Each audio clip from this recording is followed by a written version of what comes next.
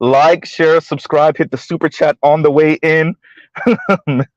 Mr. Shug to you said rope hands like Birdman. Right? That's funny. Right? So, shout out to the ladies, and my apologies for my tardiness. Y'all know who Mr. Z is. Um, Shout out to the ladies from the breakdown, a woman's perspective, right? Sister George and Concrete Rose. And the title of their video is BWE, so Black Women Empowerment. Black women empowerment is the breeding ground for bitter broads, right? Now, they get into some really, really good, interesting takes. They mention some names, and there's a whole lot of names that's somewhat adjacent to Black women empowerment. They're playing the same game. Much of their rhetoric is the same. They just don't want to claim it, or they claimed it at one point, then they ran from it. These are your Paris Milans, your Yannies, your Chrissies, right? So yeah, your Cynthia G's. I'm not sure if Cynthia G ever claimed it.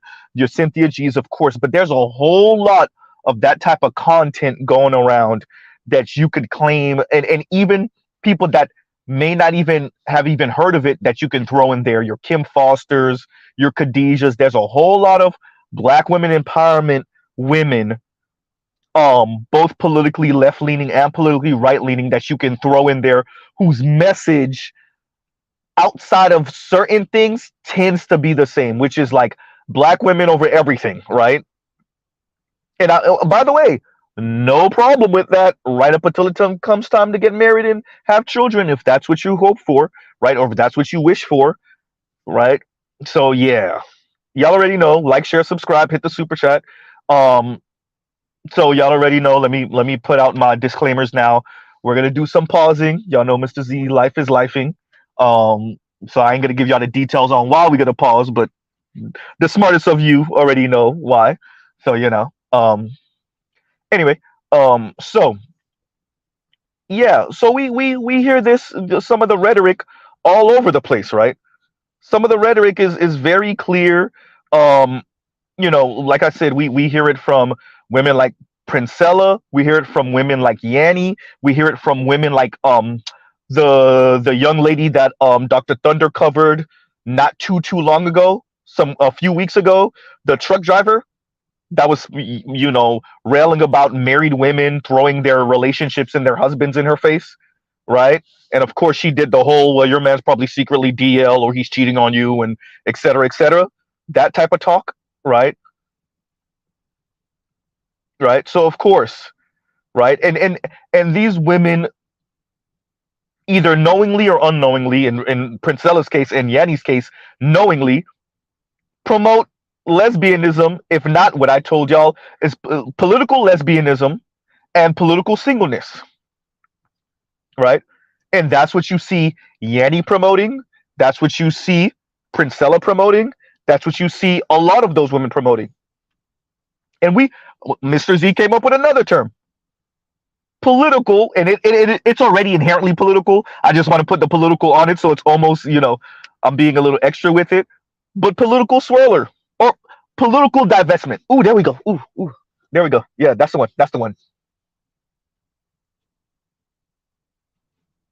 Right? Because it is political. For those of you that don't think so, it is political.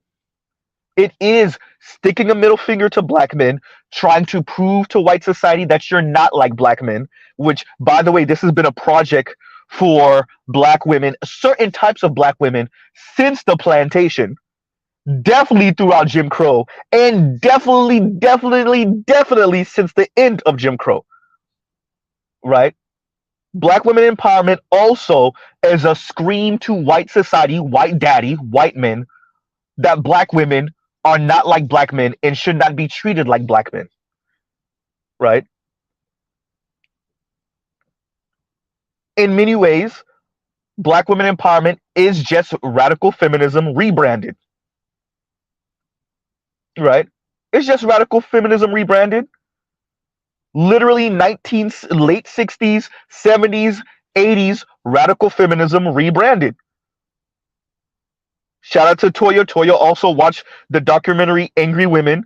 And what these women are saying, those women in the 70s were literally saying the same thing. White women in Britain, let me say that again for Yanni and Chrissy, right? Let me say that again for Lexus Exodus. Let me say that again for Mahogany Pink.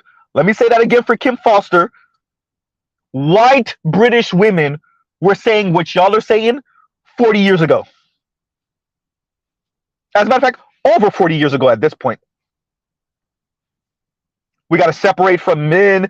Shout out to you, Yanni. We got to decenter men. Men should be over there on that side of the equator, and we should be on this side of the equator, or they should be in the Western Hemisphere, and we should be in the Eastern Hemisphere. Right? Yes, Princella, you're nothing. Nothing you're saying is new. We should all be lesbian. Right?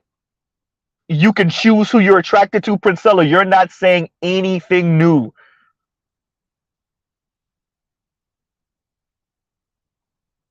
Right? So the ladies on the breakdown are covering this, and you know, and I want to say this, which y'all call feminist rage. Shout out to Sister George and Concrete Rose. What y'all call feminist rage, the Black Manosphere just calls that low value rage. Shout out to the Roger Report. It's just low value rage. When it becomes clear to a woman that the men that she desires, once again, let's say it again, the men that she desires and the lifestyle that that man is supposed to afford her isn't going to happen, that is when low value rage escalates, or that's when it starts. Right? That's when it escalates, or that's when it starts. And as the ladies were saying, the difference between men and women, the reason why there's a red pill rage is because men are raised that women are sugar and spice and everything nice. Men are raised, oh no, she's just moody. Shout out to the ladies for actually being honest for this. Boys and men are raised, oh no, she's just being moody. Oh no, you just got to deal with her like this. Oh no, you know, just eat that disrespect, eat that snarkiness, eat the attitude. Boys and men are raised that you're supposed to eat that. Boys and men are raised with fathers and uncles oftentimes that are like Steve Harvey, that are like Shaq, right? Even for some of the white guys that are like Dave Ramsey, right?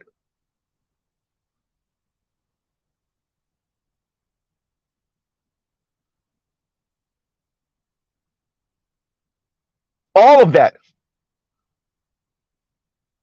That's how young boys and men are raised. The women aren't raised like that. The women are raised, especially over the past few decades, to be very suspicious of boys and men. Right? Boys have the cooties. They're gonna get you pregnant. They're gonna play you. They're gonna dog you. They just want you for your bodies, etc., etc. Right? They want you barefoot and pregnant. For the black community, it's black boys and black men want to be white boys and white men. Never mind the fact that these black girls and definitely black women want black men to be white men, and then they also want white men for the white patriarchy that they rail against.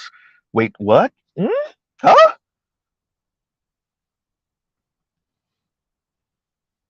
Right? And thank you for the super sticker, Toya. Thank you very much. Right? So that is why we call it low value rage, because the difference between the way boys and men are raised, particularly in the black community, and the way the girls and women are raised, is that the girls and women aren't raised that boys and men, especially the black community, they're not raised that we're going to protect them. They're raised that maybe we're supposed to, but we're not going to. We're going to fail every chance. Every chance, it doesn't matter what you do. Black boys and black men are inept, and they are going to fail you every single time. Every single time they're going to fail you. Now they're talking about what they call it, when they, like, when you're purposely ignorant, right? When you don't want to do the chores at home and you're purposely pretending like you don't know how to do it. There's a term they're using now, right?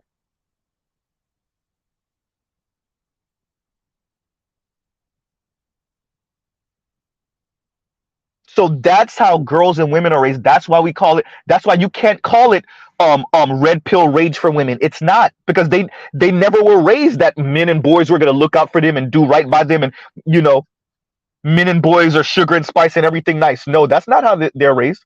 That's how the boys and the men are raised, right? The girls and the women are raised that the boys and the men are gonna fail you every time. They're incompetent,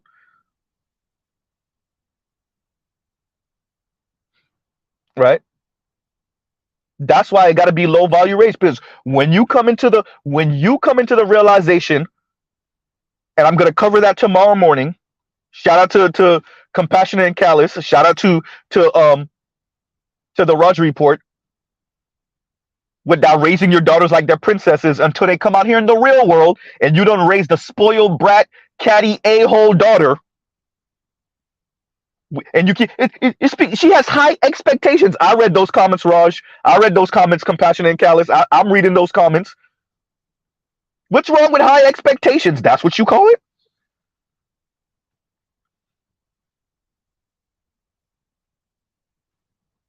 Y'all are raising someone, and so from, and I shout out to Black Uru. Black Uru, remember me saying this? Me and Black Uru both said it.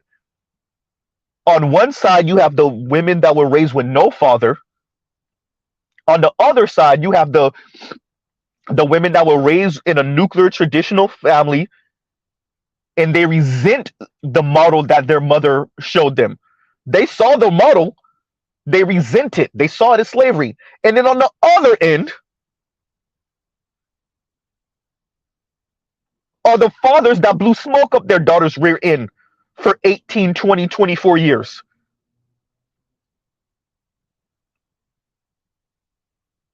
And then you're supposed to make this 20 something, 30 something year old brat a wife. Entitled brat a wife. So yeah, that's going to cause low value rage. When she come out here with her college degree and her snarkiness and attitude, and call it expectations and standards, that's what she's going to call it. And her homegirls are blowing smoke up her rear end. And yes, girl, yes. Yeah, that sound nice. And your homegirl is single 26, 27, 28, 29, 30, 32, 35. Uh-oh. And dad over here, oh, you know what, these young men, they don't know what good looks like. And sounded like Dr. Umar Johnson and Steve Harvey. No, you raised the most entitled, spoiled brat generations. We got about 3 generations of your spoiled brat a-hole daughters, and your sons don't want nothing to do with them. And if you think it's just a black man thing, send your daughter to the white man. See if she end up married in 10 years. Bet not. She might come home with a mixed baby, but she won't come home with a wedding ring.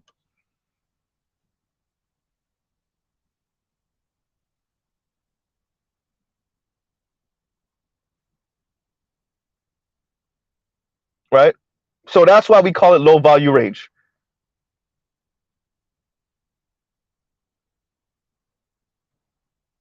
Also, as a matter of fact, y'all give Mr. Z 1 second. We're gonna pause right here. Y'all talk amongst yourselves. All right, y'all go. So y'all talk amongst yourselves. Give Mr. Z 1 second. We'll be right back. Commercial break.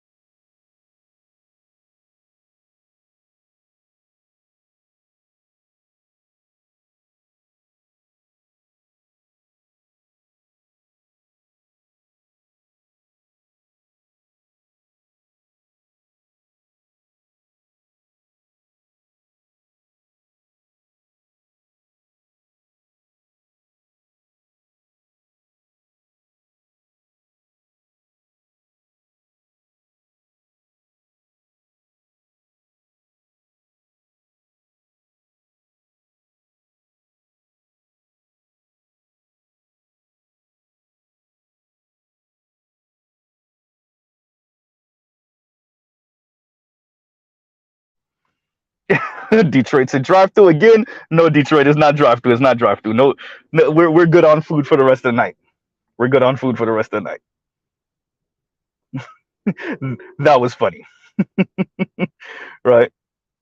And Mr. Shook to you, thank you for the super sticker. Thank you for the super sticker, brother. Right? So we're gonna bring up bell hooks, right? We're gonna bring up Alice Walker, right? So, you know, it was said, that bell hooks, didn't have a situation with anyone for 17 years. No, let's call, shout out to the breakdown, but no, let's call a thing a thing. She said, at least she claimed, right? We have conflicting information on this, but at least she claimed that she was celibate for 17 years. Celibate. No relations with men. Shout out to all you black women who that's what you want to use as an example. Bell hooks. Y'all all keep on shouting out bell hooks. Bell hooks wanted a whole hypocrite.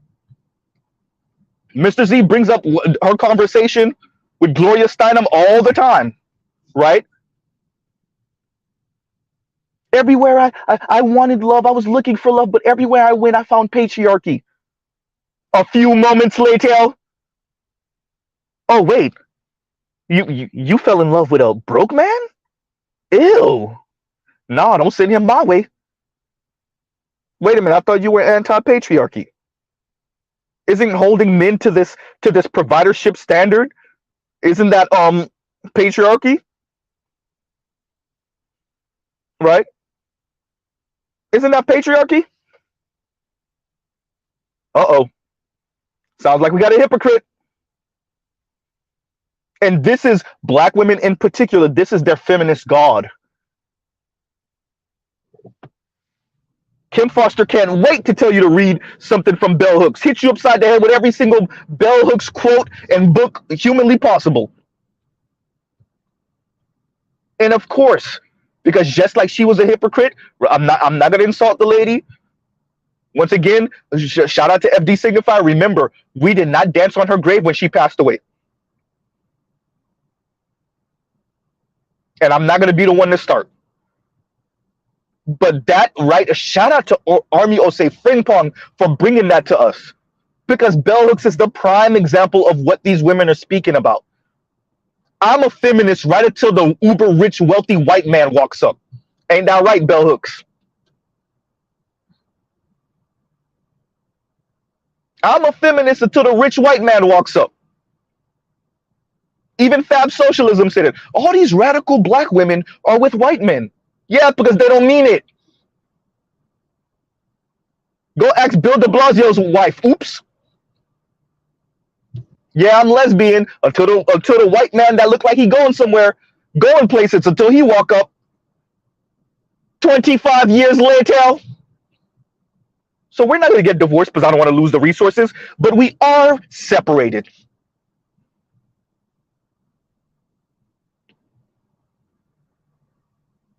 Right? Like I said, political divestment. It's political lesbianism until the rich white dude walks up. Then it's political divestment. Right? How much do you mean what you say?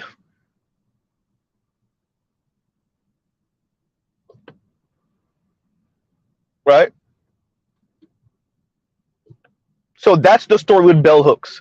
With Alice Walker, isn't Alice Walker the one whose daughter said she was a horrible mother? Someone correct Z if he wrong. Isn't Alice Walker the one whose daughter said she was a horrible mother? That's who y'all want to imitate?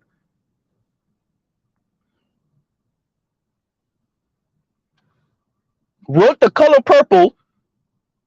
Y'all didn't see it in the movie, but it was a whole lot of same-sex loving thing going on in The Color Purple. Talking about black men like we're dogs, or portraying black men like we're dogs. But Alice Walker is a horrible mother to her daughter. Not even a son, a daughter. Uh-oh.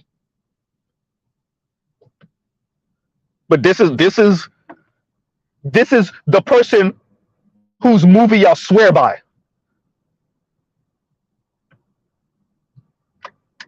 Then we got Terry McMillan on her pass, and I know that the sisters didn't mention her. I'm mentioning her. Then we got Terry McMillan telling y'all to get your passport girl thing on, and she ended up with the gay Jamaican dude, the most blatantly gay dude in the world, but she ain't see it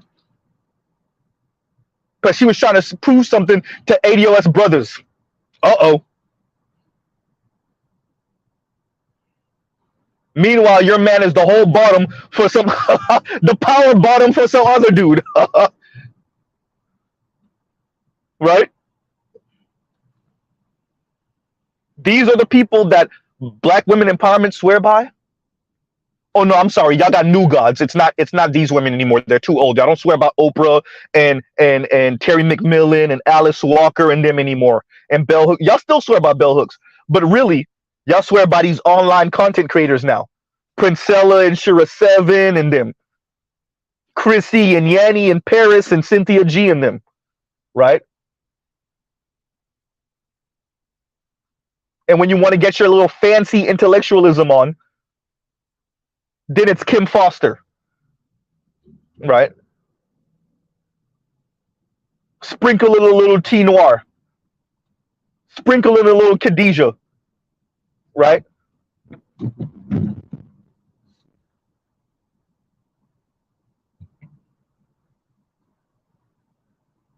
All of that sound nice.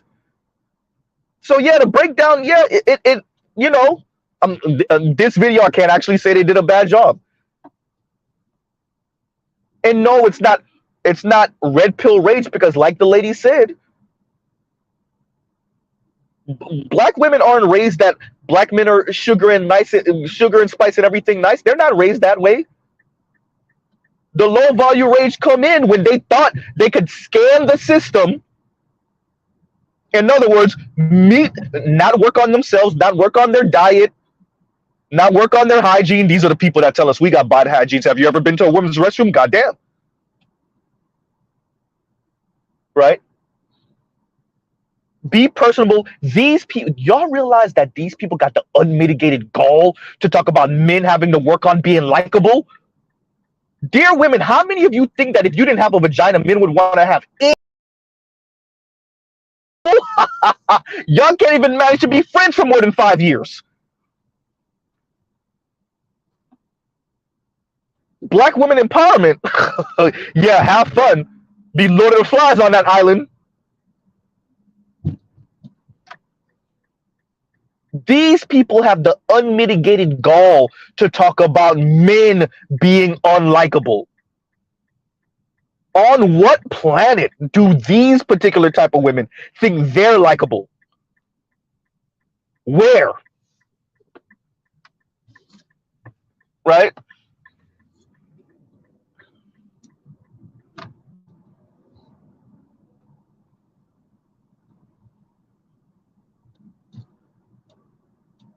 So, as I've said before, this is really advocating for patriarchy under feminist specifications. By feminist specifications. This is patriarchy by feminist specifications. The baller dudes in Chisel Chin Tyrone or Chisel Chin Chad get the box. All the rest of you, not so much. And we will chastise women for speaking. This is where you get, even if women speak about their great relationships with their boyfriends and their husbands, they're instantly shamed. Well, he gonna cheat on you eventually. You're gonna find out he's on the DL eventually. You better stop bragging about him. One day he's gonna sock you upside the head. Imagine we live in a world where women scare other women about their positive relationships with men, and not to get too big-headed, because eventually he's gonna go wrong on you. Eventually he's gonna break your heart. Eventually he's gonna play you. Imagine we live in that world right now.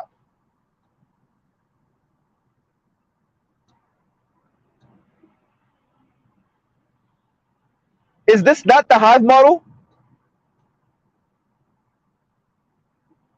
What is black women empowerment truly?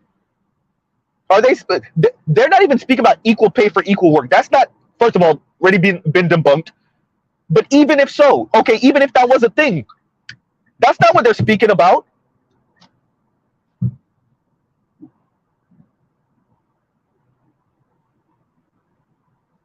These people's whole entire project is really about railing against black men.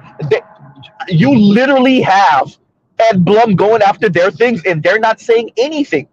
Has Chrissy ever mentioned Ed Blum? Has Yanni ever mentioned Ed Blum? Has Paris Milan ever mentioned Ed Blum? Lexus Exodus. Khadijah, well, maybe Khadijah. Maybe Kim Foster, possibly, maybe. Right? Josie, probably, maybe. Napier and Hopa, maybe. T-Noir, maybe. Even if they haven't, those videos might be coming soon enough. But Yanni, yeah, right. Too busy telling you to decenter men. Meanwhile, the white man that's going after black women, nobody got nothing to say. Mum's the word. Oh, I forgot, plus he's not a black man. Right? BWE is a black women's empowerment away from black men for the same Ed Blum type of men. Uh-oh. Right? And y'all like, share, subscribe, hit the super chat. Give me a second. I'm on the expressway, KW Dawn. I can't read right now. Right? But that's what this is about.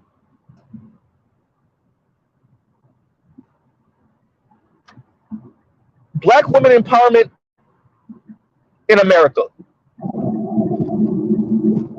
They empower you to do what? Sexual liberation, you got that. Be able to vote for who you want to vote for, you got that. Be able to work where you want to work with the right qualifications, you have that. Unless the racist white man or racist white woman keep you from that. But y'all not really talking about that. Y'all too busy talking about how black men ain't ish. Right? Black women empowerment to do what exactly? To have sex with Pookie and then have a educated brother who you think is lame raise the child? Y'all already trying to do that. Y'all got it for like 2 generations. It ain't really working like that no more, but you know. Be able to be a bust down for some non-black man? Y'all do that already.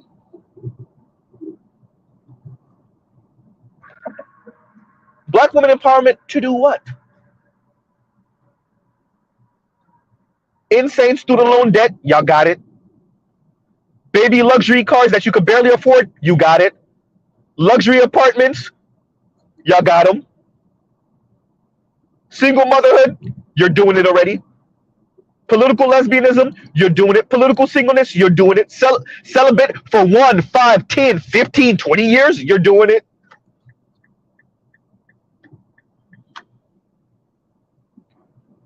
Into the 3 digits of bodies, you already got it.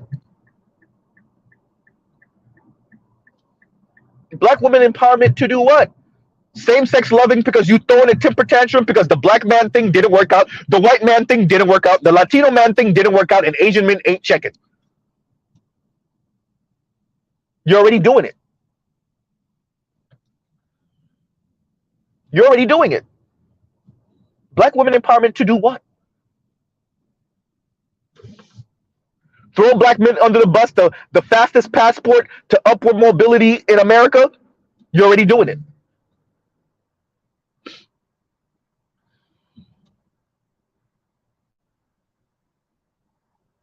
Dear black women, you're already doing it. How can you be more empowered than you are now? I would argue are we even a decade away from a black woman president? 2 decades away from a black woman president, possibly? Probably around the corner.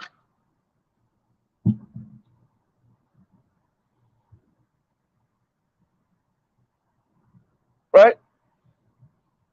Empowered to do what exactly? What's missing?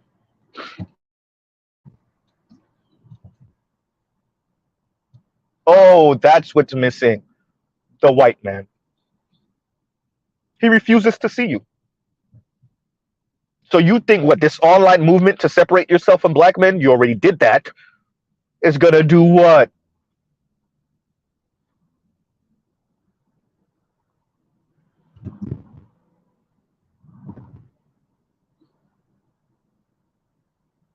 Black women empowerment. Y'all stay beefing. Mr. Z not joking, y'all could barely be friends for 5 years.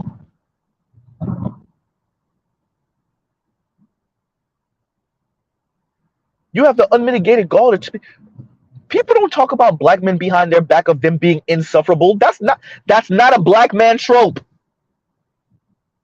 They might insult our intelligence, they might insult whatever. They don't say we're insufferable. That's not where people don't talk behind our back like that.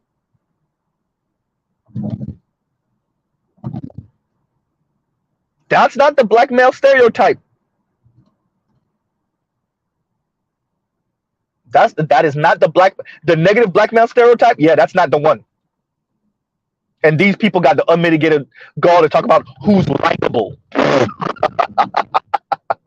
Say what? Right?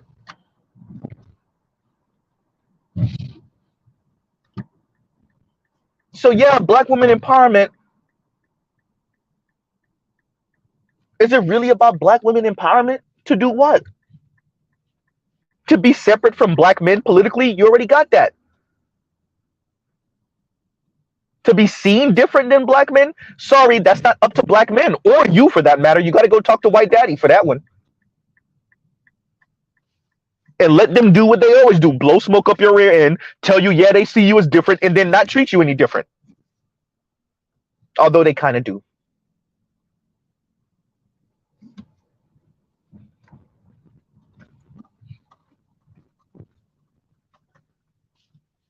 Right? And KW Dawn says lesbianism is the ideal relationship with a 43.8 DV rate. God, ugh, we're working towards half on that one, right? 43.8% DV rate according to the CDC. Yikes! And good luck with that. Shaking my damn head. You see?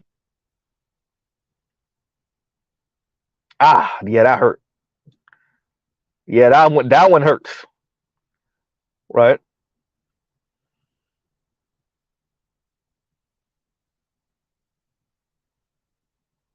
Wow. Thank you for this one, Better You. And Better You says Bell Hooks wrote that she found an emotionally intelligent man that wasn't a patriarch and she terrorized and ran him off.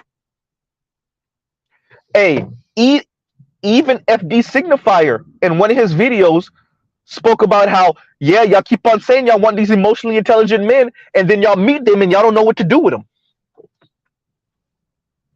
I told y'all, FD Signifier know the game. He know exactly what's going on.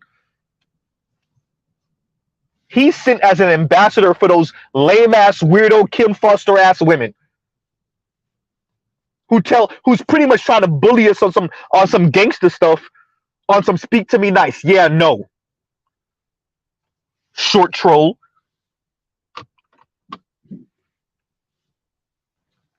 He know the game.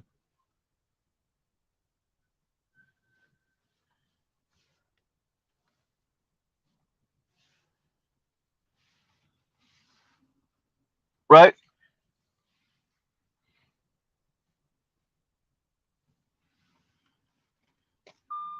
He know the game. Y'all give me 1 second. Let me make sure to bump my damn car. Wait a minute. Okay, there we go.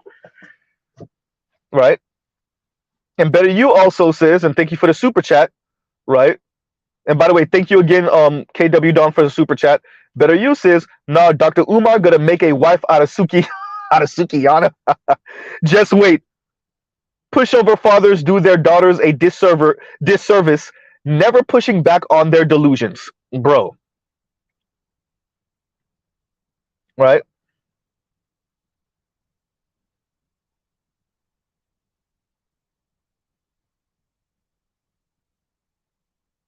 So, you know, people understand, and I'm actually really glad that about this comment, because I didn't know that she said that.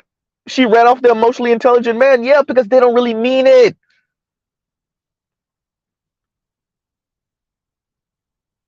Right?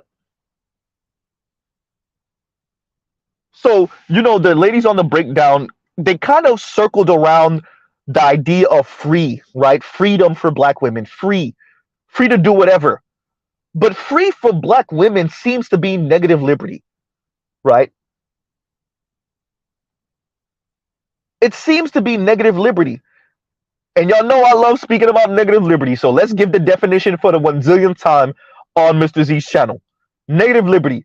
Negative liberty is freedom from interference by other people.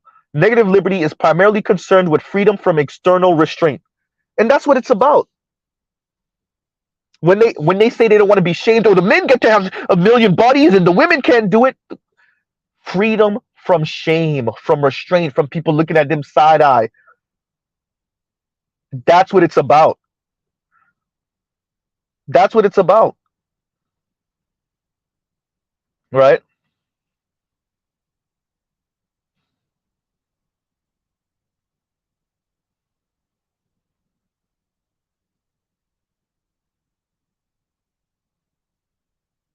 So these women are just being a bit more honest.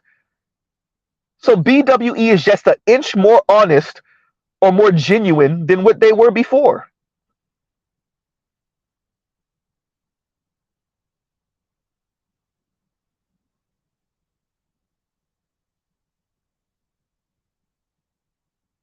When you see Priscilla, Princella, understand that is a bit more honest.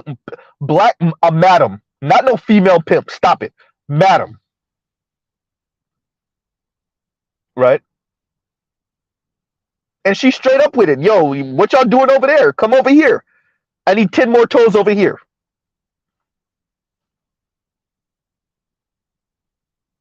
Right? When you see Yanni, now she gonna pretend like she not throwing a goddamn temper tantrum. Yanni, you throwing a temper tantrum. Now grow up now. When you see Yanni, understand what that is. That is a temper tantrum.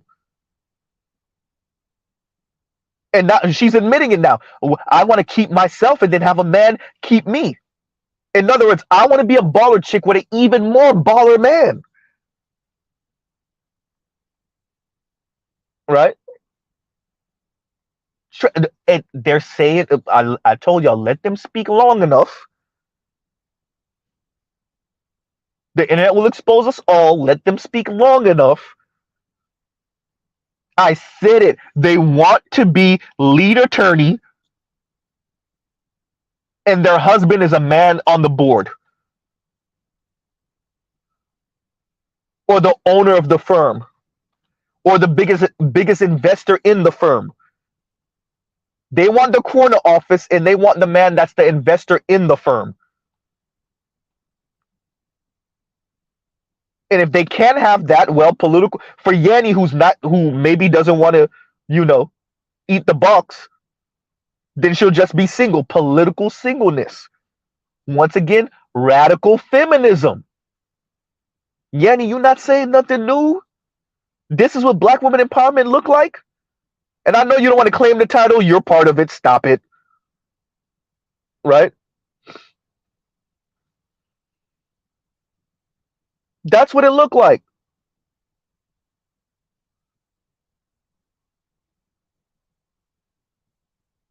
It's about power. It's about status. It's about wealth. And not for no progeny. Stop. They're not thinking about kids. They're not thinking about children. They're thinking about their ego. Sorry, wrong word. Not thinking, feeling about their ego. And excuse my language, this is about stunting on them hoes. This is about hopping out in the 7 Series. In the Benz S-Class. Using your man as a goddamn watch. Or some expensive heels. or expensive handbag. Look what this man did for me because I'm all that. You can't get no man to do for you like that is why they danced on Kobe Bryant's grave. That's why they wished death on Jamie Foxx. How dare you not end up with a black woman and spend your money on a black woman? And they're saying it.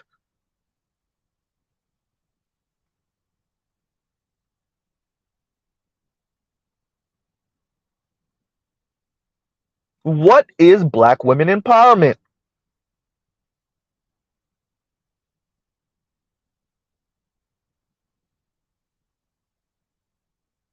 Right?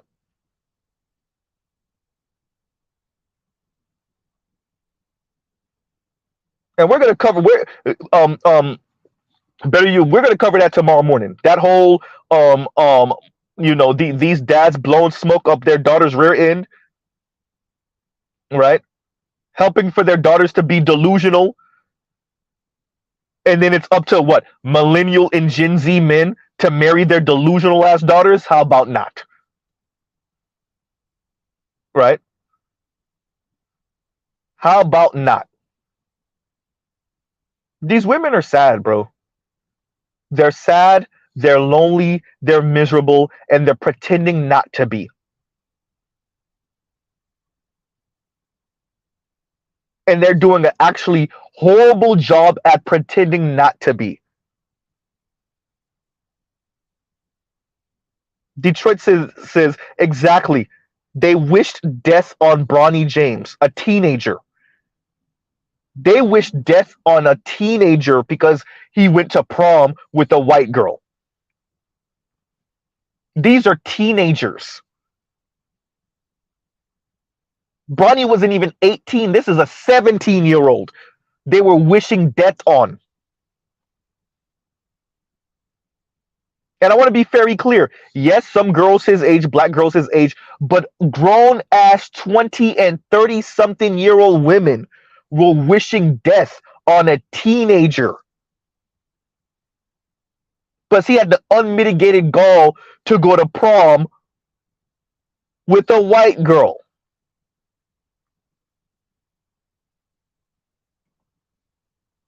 You don't even give the man a chance, the young man, excuse me, a chance to mature. Didn't LeBron go to prom with a white girl? Didn't they show that also? Who did he marry?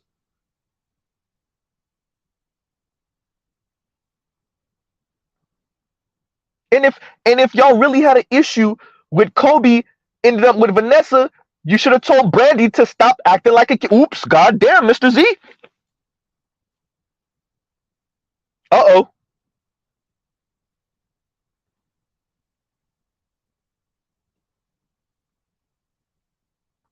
Shout out to the Roger Report. Y'all have first pick. Dear all the black women, and yes, there's some brothers coming from the burbs now and they're around white folks. Yes, that's true. But for the most part, y'all still have first pick. You let these men go. You have first pick for all the talented men, for all the future rich and wealthy men. You let them go. Black women empowerment, what is that? You fumbled the bag on the rich black men.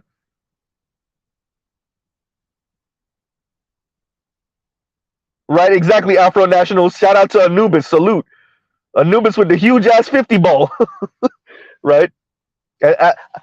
And on that note, let's pause right here. Y'all talk amongst yourselves. Let's pause right here.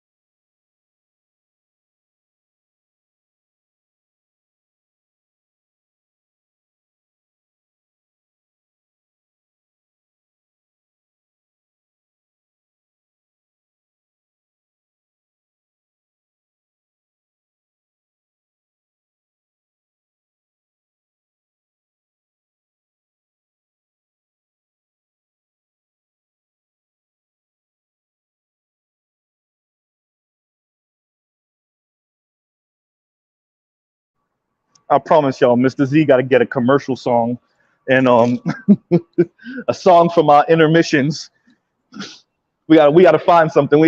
I gotta get with compassion, and we gotta have to figure something out. Put a commercial on it, right? Because I'm about to put y'all on another break. Give me a second. Give me a second, everyone.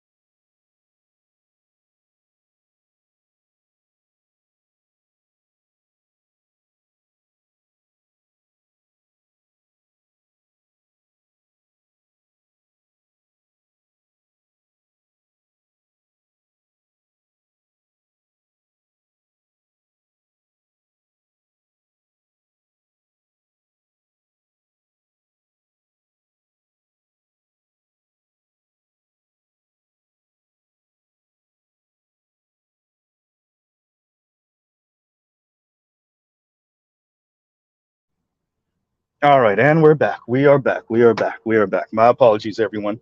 And Victor Creed said you need your own theme music. I do. Mr. Z does. Mr. Z not a superhero, right? But I do need my own theme music. These damn intermissions. Y'all know life is lifing. And let's shout out Anubis with the 50.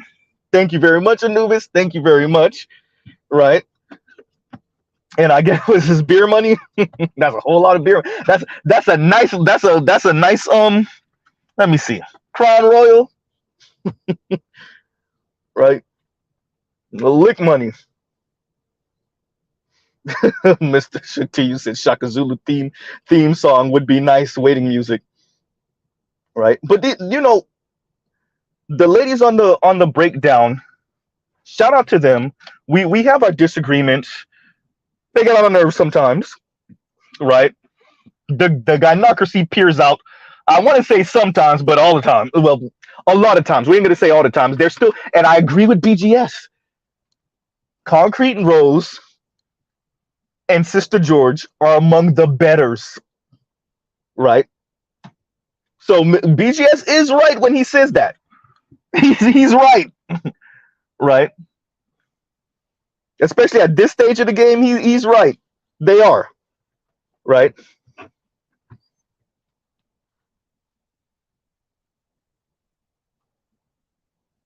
BJS is correct about that. Because on the other side of that are the black women empowerment women. That's what's on the other side.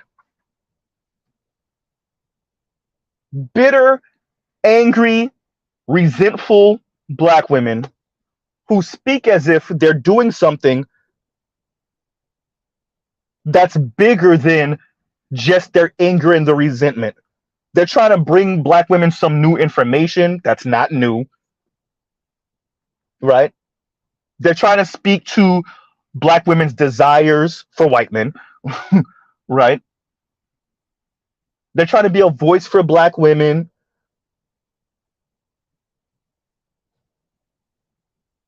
But understand, black women empowerment is on the other side of Concrete Rose and Sister George. On the other side of them is Chrissy and Yanni and Paris and Crystal and Karazin and Cynthia G and Shira Seven and Princella. That's what's on the other side. That's frightening.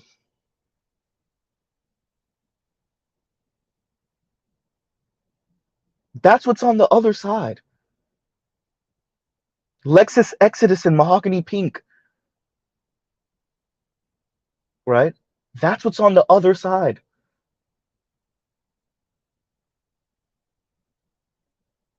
You get a goofy like Jessie Woo if you're lucky, right? That's what's on the other side.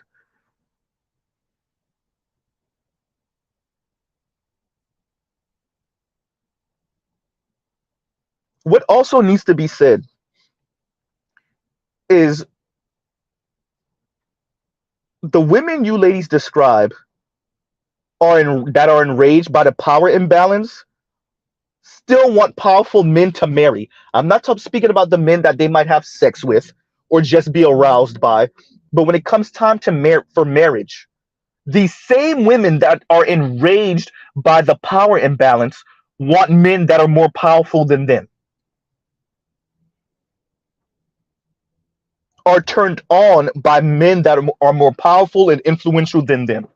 They see that as an aphrodisiac, right?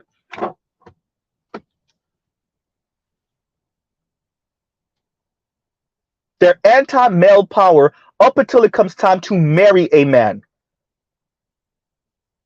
Now they prefer to be a white man with the power, but even if it's a black man,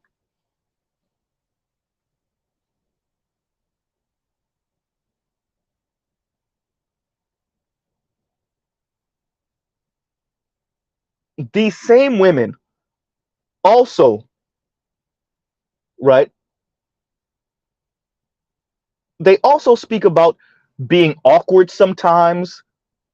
Like Yanni said, being weird. You're not weird. Stop it. But then don't draw the line to how being awkward and weird affects their dating prospects and their mating prospects. And even for the ones that are trying to date outside of the race, because you think saying you're an awkward black girl is a way to virtue signal to white men that you ain't that type of black girl. You're a different type of black girl. That still makes you or still affects your dating and mating prospects. If you're awkward, how do you think that does not affect your dating and mating prospects? I know you don't care whether it affects your dating and mating prospects in the black community for black men, because we're all dusties. And the ones that of us that are not dusties, we want white women, so you say. But yes, being weird and awkward, if we're to take your word for it, also affects your interracial dating prospects and interracial marriage prospects.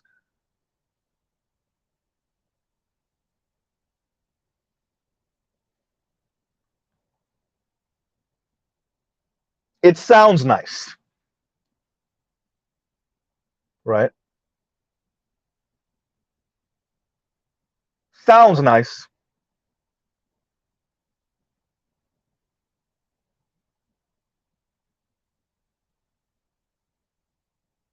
right? So what is black women empowerment truly? What do they truly advocate for exactly? Freedom? You got that. No one being able to shame you? You got that. Running the black community? You got that. Being able to raise your child by yourself? You got that. Reducing men to sperm donors? Shout out to Ebony K. Williams. You got that. Be able to freeze your eggs and have children on your timeline? You got that. Shout out to Ebony K. Williams again. Being able to date out? You got that. Being able to date same sex? You got that. Being 60-40 split in academia, and that's for women in general, and for the black community, it's closer to 70-30 split. You got that.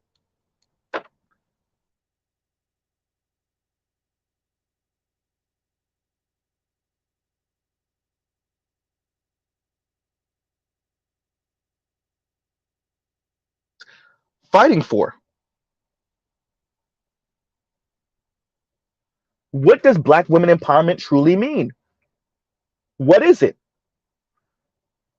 Advocate for what? Practice negative liberty, no restraint. You got that.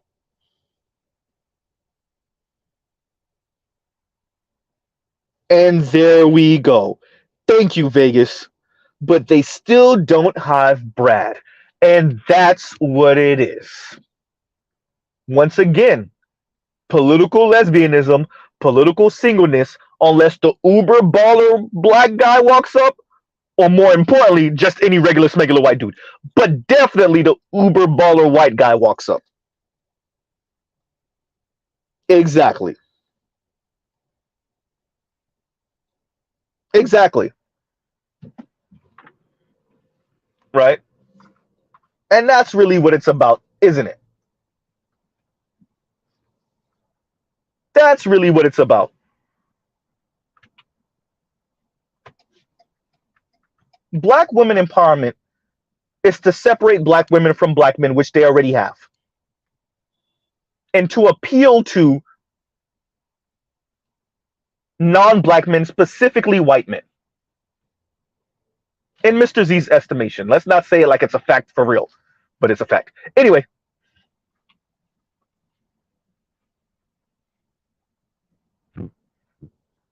right? And y'all like, share, subscribe, hit the super chat.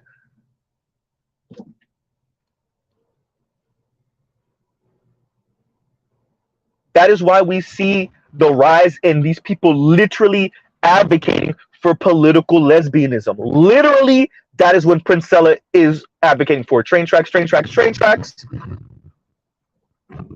Literally.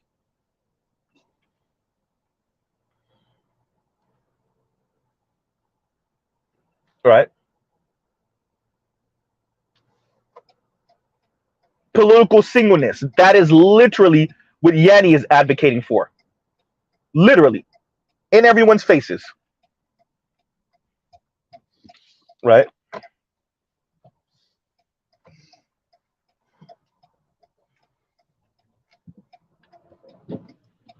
Divestment as a political move, as a gesture. We have too many of them advocating for that. Shout out to Chrissy. Shout out to Crystal and Kerosene.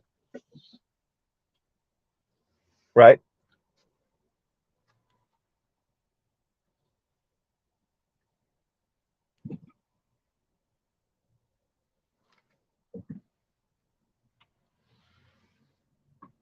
These are the people that supposedly are about black women empowerment. Is it, like the title says, is it really black women empowerment or just anti-black man?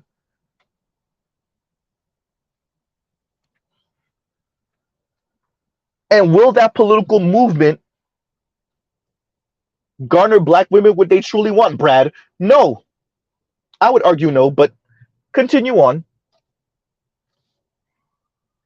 Right?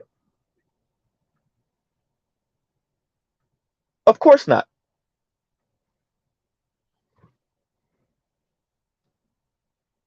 And thank you for the super sticker, Dardar. Thank you for the super sticker.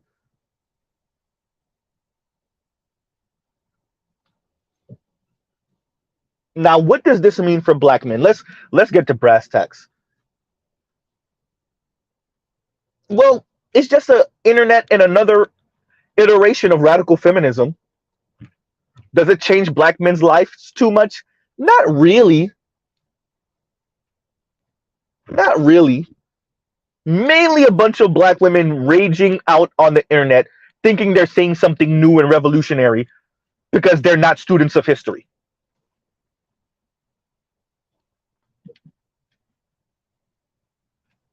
They don't realize that their foremothers said the exact same thing 40 plus years ago, 40 years ago, 50 years ago, and beyond. Black Excellence asks, what is BWE? Black Women Empowerment, supposedly. Right? These people aren't students of history. And that doesn't mean that Mr. Z knows everything. Clearly not. Learn something new every day, especially being in the black manosphere.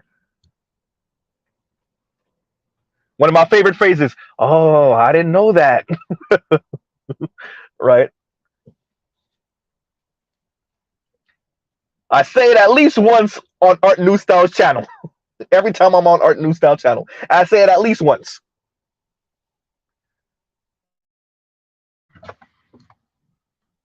Shout out to the brother Art New Style.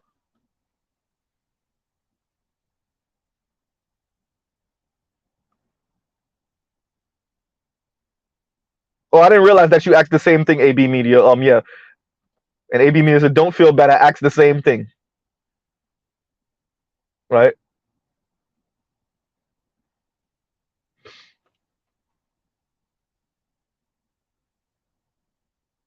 So, continuing, black women empowerment is nothing new. It's just radical feminism rebranded. Right? Black woman, black radical feminism rebranded. The way they speak about men, the way they speak about black women who love black men, who are in relationships with black men,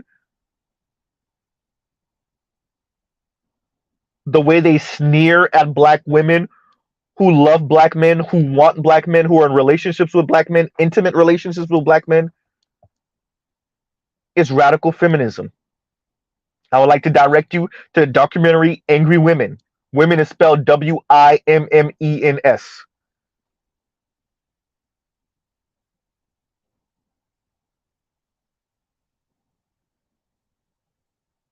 Toya said, I'm a whole woman and I had to ask what it meant.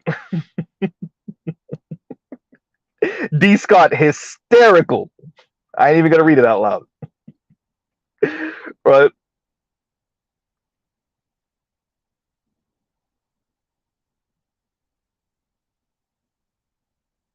But black women empowerment is nothing new. Black women empowerment is nothing new. No, WIMMENS, if I'm not mistaken. How was it spelled again, Toya? Was it WIMMENS or was it INS?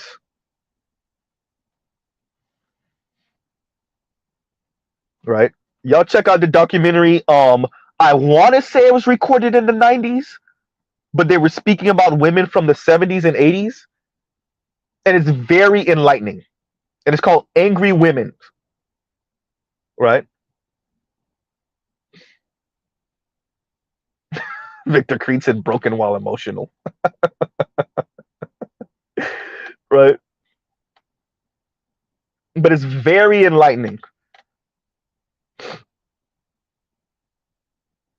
And when you watch that documentary, okay, so Toya said it's INS. Okay, so yes, Detroit, you're right.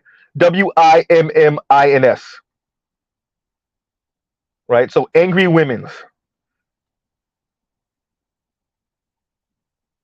But when you watch that documentary, nothing, well, first of all, I don't think much surprises us anymore. I mean, we literally speak about black women talking about aborting black male babies. So, I mean, when you go through that type of fire, what can surprise you after that, right?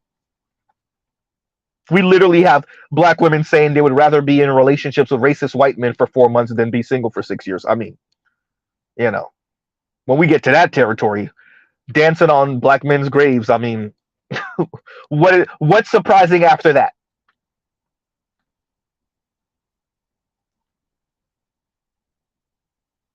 So what when y'all watch that, for those of you that have it in you to watch that documentary, you will not be surprised at all by what these women are saying, and you will realize more and more how it's nothing new. How it's nothing new, right?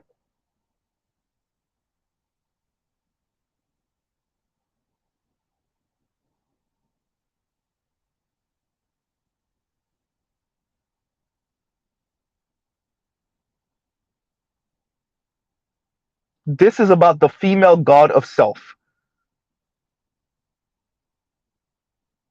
The female god of self, and I'm kind of playing with some of these thoughts, especially after, and y'all check my community tab, especially with what the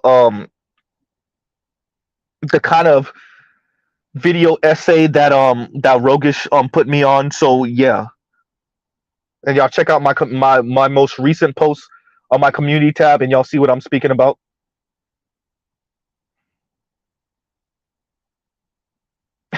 Toya said, bludgeoned women's embroidery.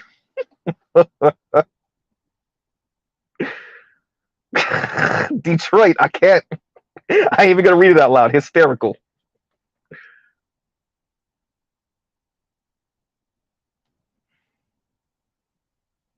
Ooh, Trail. Good comment. And Trail Bentley says the dichotomy is hard to ignore between the butch lesbians who say they need and depend upon men and these bitter broads who essentially want to eliminate men. I think when you have to be the quote unquote man in the relationship as a woman, you appreciate masculinity in a way that feminine women, straight feminine women, don't. And I put feminine in quotes, right? They don't. And that's a very great comment, Tro. They don't. They don't appreciate it. But the butch lesbian women who also have to lift heavy things, right? Who are also seen as the one that should be paying the bills, who's the one that's supposed to quote unquote defend them if something goes wrong. They have no choice. Understand, they have no choice but to appreciate what men are. Because she looking at herself, if God damn, if I'm supposed to do all that, if they're talking, and they said it themselves. As a matter of fact, the ladies said it themselves. If they talking to us like crazy, I already know how they talking to the straight, because they said who one of them said something like, who do you think more pressure's put on? And the other women, all of them in unison responded, oh, on the men. Way more pressure put on them to perform, or obviously like men than put on us. Right?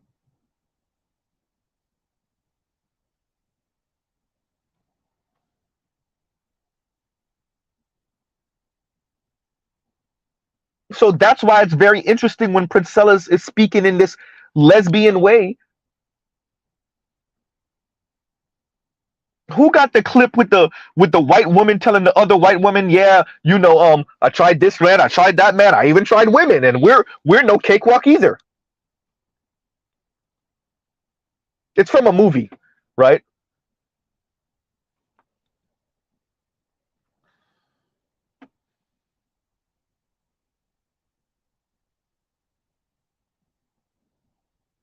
Victor Creed, you see what I'm female god of self.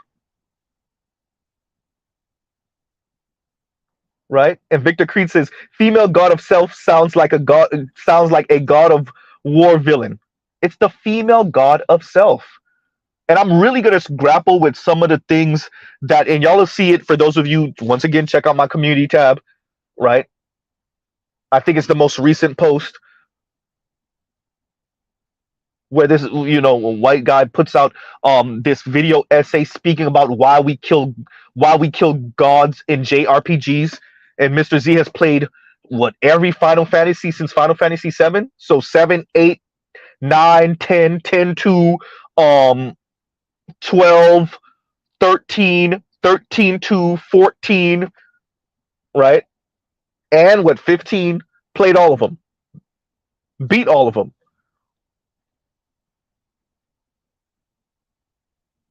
right? So I'm still kind of playing with those thoughts, but what struck me, and especially when we're speaking about, I'm not gonna ruin the video essay. I definitely suggest y'all watch it. It's really good. Especially for some of my like kind of Japanese heads, right? Japanese enthusiast heads. But I'm really playing with this thought of the female god of self, right? We have an increasing amount of women and people in general, young people that, they're swearing off the Judeo-Christian God, right? They're looking for something else bigger than themselves to believe in. And what better than the sisterhood, the female god of self, worshiping yourself, right? Yourself is bigger than yourself. Yeah, I know it don't make no goddamn sense, but it makes sense.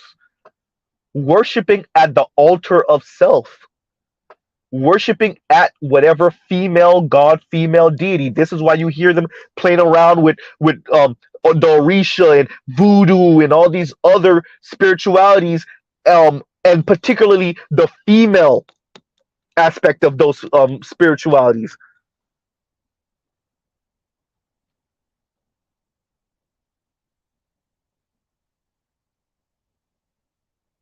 right?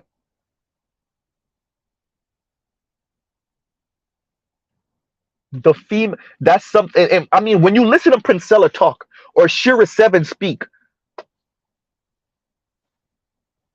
right? You listen to Yanni, and Yanni's trying to make sense, and for her, it's very interesting watching her attempt to make sense of these things, especially being in the position where financially she can take care of herself at a pretty nice level. And then, but also wanting a man that earns even more, while also being able to be a kept woman who can keep herself but have a man that does even better financially, while still being quote unquote independent but in a relationship. And you're watching as she tries to navigate these things and walk through these things, and you're watching her on some of her lives wrestle with some of these ideas while she's speaking. The female god of self. And I think as we watch these people kind of deal with this quote unquote black woman empowerment,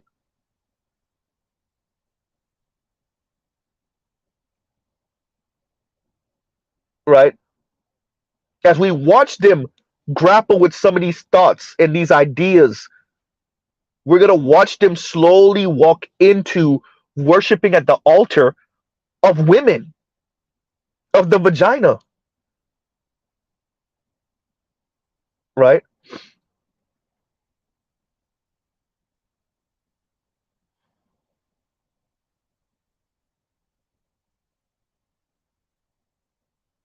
Worshipping at the altar, you only deal with the devil when you have to. And who's the devil? Men, black men specifically, right?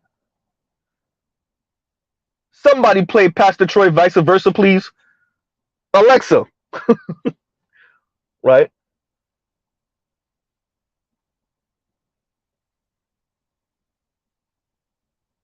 The female god of self.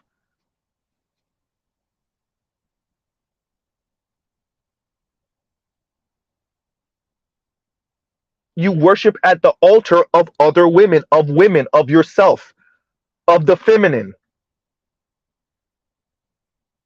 But the feminine comes in many forms. It's not just feminine as we would say it maybe in the black manosphere.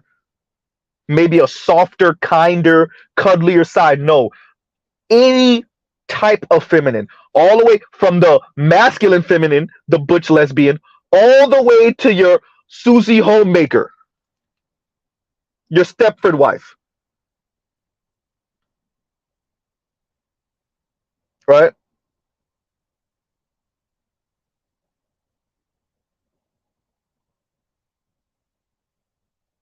And Detro says that's why I call it. Am I pronouncing this right? Demerge feminism. Can somebody spell that out for me if I'm pronouncing it wrong? And look, Mr. Z can admit, go into detail about that Detro, so that we can kind of unpack that.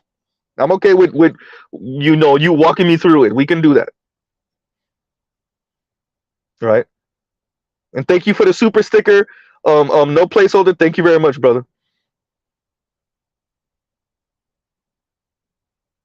And thank you for that, Mr. Shook to you. Mr. Shook to you said, "Wow, vice versa is the perfect analogy." Thank you, thank you. Right, and that's something that we're gonna have to look. Look, we are in the early part of the 21st century. Me and my lady were speaking about this earlier. The American gods, right, and the god of technology, and we were speaking about this, and I'm kind of grappling with some of these ideas also myself. Okay, thank you, Better You, and it's pronounced demiurge. Okay, demiurge feminism. Okay,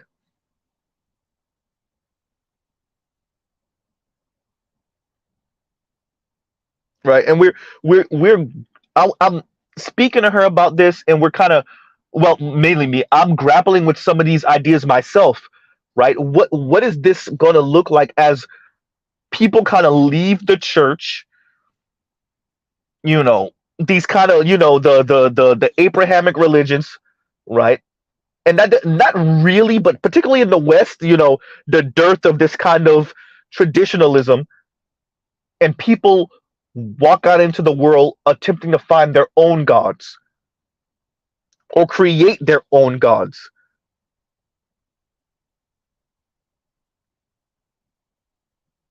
right? And for these young women, and when I say young women, I'm really saying under the age of 40, maybe 45. I know that's not really young, that's actually middle age, but under the age of like 40, 45, definitely when you're in your 20s, and you don't have this, you don't have the Judeo-Christian God that maybe your grandmother, your great grandmother believed in, right? You took these feminist classes, you kind of look at men at best side eye and at worst as the adversary, right? Then what becomes your God? Are you your God? Is there an ideal woman or feminine that's your God? Is there a more masculine presenting woman that's your God? Is the white woman your God? Is the white man your God? Right?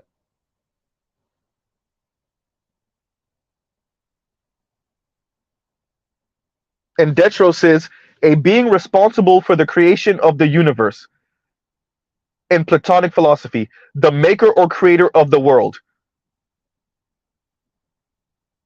Mm.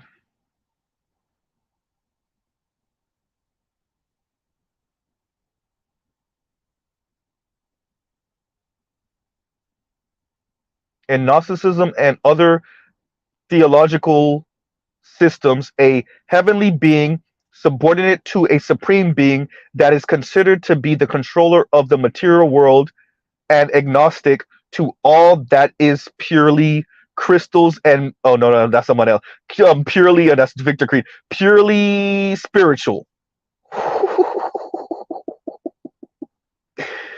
Oh man, this is why Toya said I love this conversation in here, right? because I think the conversation needed to go way deeper. And I know they only had so much time on the breakdown, but it's way deeper than just surface level black women empowerment. We I damn near want to steal Jason Black, so we going 10 tons tonight, right?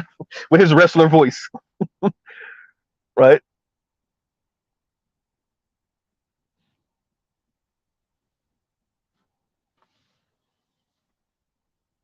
Because I think it's it's it's bigger than just that. Because we have this dearth of, like, human beings have believed in something bigger and greater than themselves, and that's motivated human beings forward. And I think, oh, that's what I was saying to my girl. I said, I think that our God in the West, and that even includes black people, over the past few decades, has been progress. Progress has been our God that we've been worshiping. The notion and the idea that tomorrow is going to be better than today, or that tomorrow can be better than today. And I think where black people, that includes black women, and Americans in general, and Westerners in general, find themselves, especially over the past 40 years, is that progress may not be coming. They already told you millennials are going to be poorer than their parents, especially for those, obviously, for those that aren't going to get that inheritance. They're looking at us like the lost generation. So if you're a younger Xer, I'm going to throw you in there also.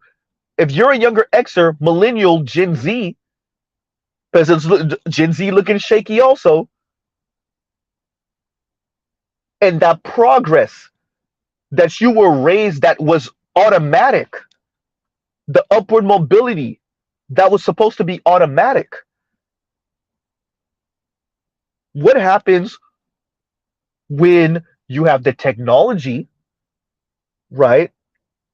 But that progress, that you're going to earn more than your parents did, and your parents earned more than your grandparents, and your grandparents earned more than their parents. What happens when your generation, or you and your siblings, don't look like you're going to do better than your parents did?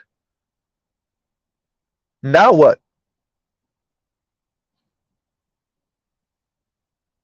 Right? And I'm saying that God of progress essentially being taken down in front of our face is causing all type of unforeseen consequences. We took progress for granted. We took upward mobility for granted. And I think that's where some of what's helping to create this environment where black women are looking for the next God. And when you have all of these self-help gurus and these weirdos online, these Shira Sevens, and now you have Princella, like I said, you have Yanni, you have Chrissy, who are acting as kind of the clergy women for the next God, and that's the God of black women empowerment, whether they claim it or not. And their devil is black men. Unlike Mr. Z, Mr. Z goes against a lot of brothers in the black manosphere by saying this. I said it. The final boss isn't black women. I've made that very clear, and I've run into the buzzsaw of other brothers disagreeing with me vehemently. But on the women's side, they do look at black men as their devil. And the God is the notion of this unrestrained, and that's why I keep on bringing up negative liberty. And y'all are walking through this with Z, this unrestrained female God of chaos, right? That does not have to worry about the male gaze, right? Male power, particularly black men. When I'm saying male, just put black in there, read black men. Clearly, I'm speaking, about black men. that doesn't have to worry about the male gaze, male power, male dominance, male supremacy, for the good and the bad of it. But they still want you to worship at the altar of the woman, of the feminine.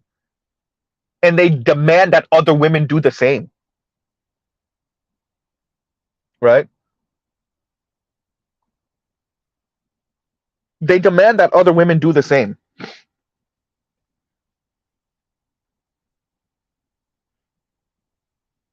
That's all I'm saying, better you. That's all I'm saying. That doesn't mean that they're not playing their part against us. Some of the sisters are, but right. And Super Duper, thank you very much for the super chat. And Super Duper says, when I see dating profile where she say not religious but spiritual, I proceed with caution. Red flags. LOL. Exactly. Exactly.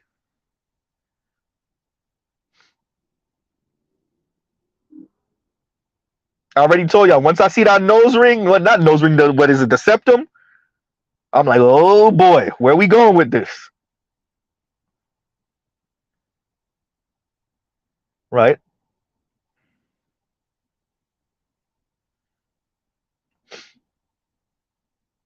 And I'm also working through some of these thoughts also, right? And it's funny when I say working through some of these thoughts, you can you can take that both ways.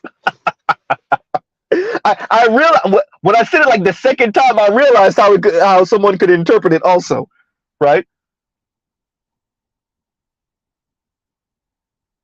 And shout out to the brother Edward Anderson. What he called me, the black female whisperer or something like that, the swirler whisperer, the divestment, something like that. He used to say, right?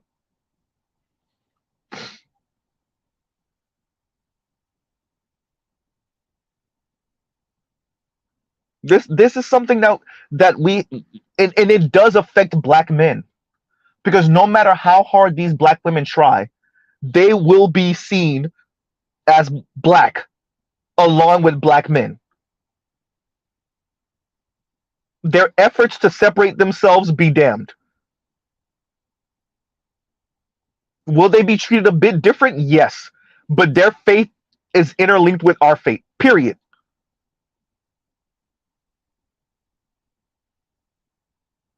Right? Thank you, GC, the black female social worker. Thank you. All right. So these are, thoughts I'm working towards, working through.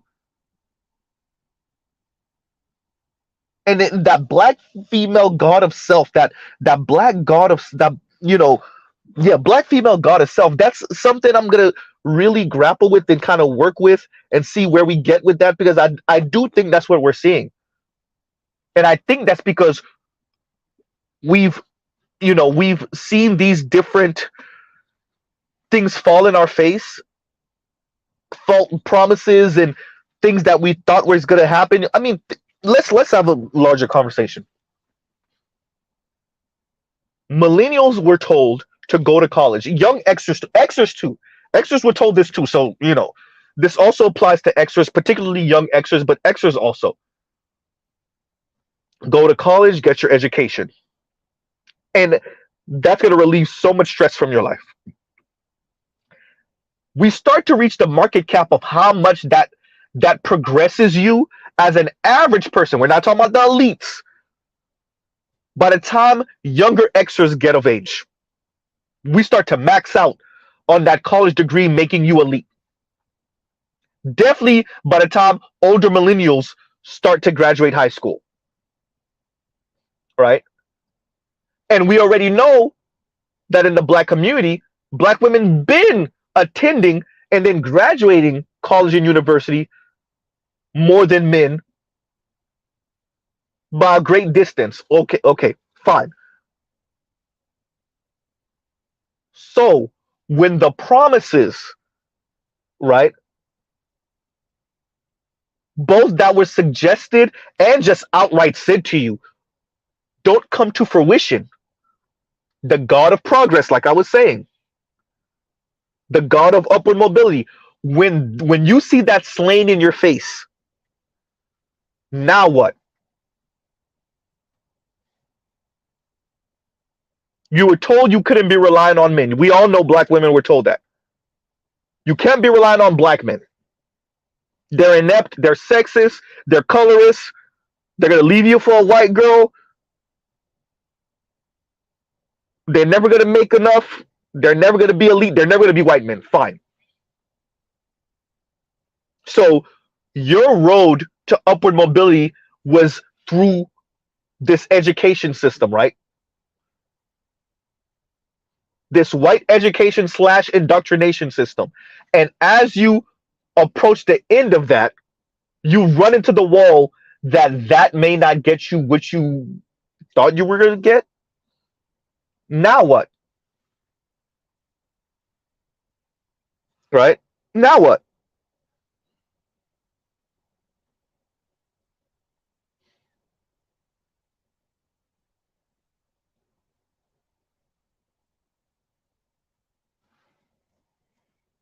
So what I'm saying is now women, and on the surface level, it's not a bad thing to be self-reliant, right?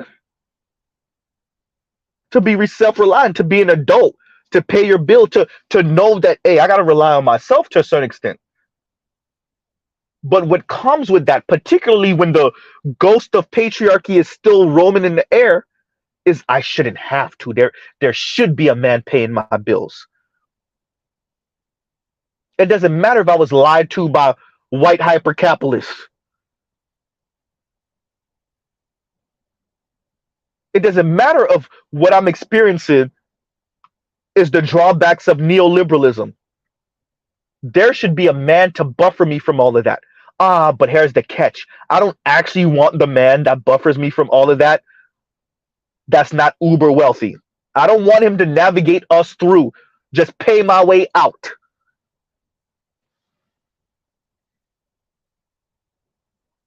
Right?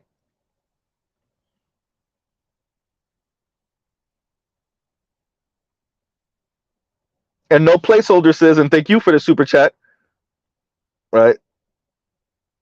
No placeholder says, the American black woman proves the power of propaganda, shaking my damn head. And once again, thank you for the super chat, super duper. But no placeholder says, the American black woman proves the power of propaganda, shaking my damn head. But I think that the power of Western, we have to sit back in awe of Western propaganda and then American propaganda more specifically, and then how that was directed towards women and obviously black women, black girls. If y'all go back to, and I have to cover this again. I have to come, I have way more subscribers now. I have to cover again the how Disney and all these other brands marketed and targeted young girls for lifestyle advertisement. Those girls are women now. Those girls are younger Xers, millennials, and Gen Z now. If you want to know why they sound so goddamn delusional.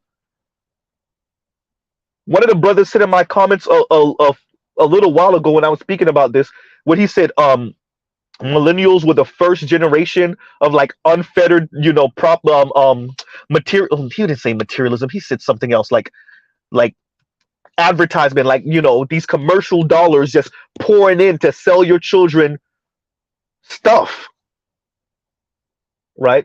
Unfiltered. I think he said something along those lines, right? If you remember who you are, shout yourself out and restate it, right? And it's true. And I won't limit it to just because younger Xers got hit with that hard too. Older Xers got some of it, but if you're 45 and down, you got hit real hard. All the commercials, the television show was a damn commercial, but it really, and they said it, they targeted girls. They said it. You want to know why these women sound delusional now? And this before we even get to black women. Those girls 20 years ago are women now. Those girls 25 and 30 years ago are women now. And I'm tying, by the way, all of this still has something to do with black women empowerment. And I'm tying this to the false god of progress, the false god of upward mobility. And what happens when that god doesn't deliver? When you start seeking a new religion and a new god, right? And once again, no placeholder. Thank you for the super chat.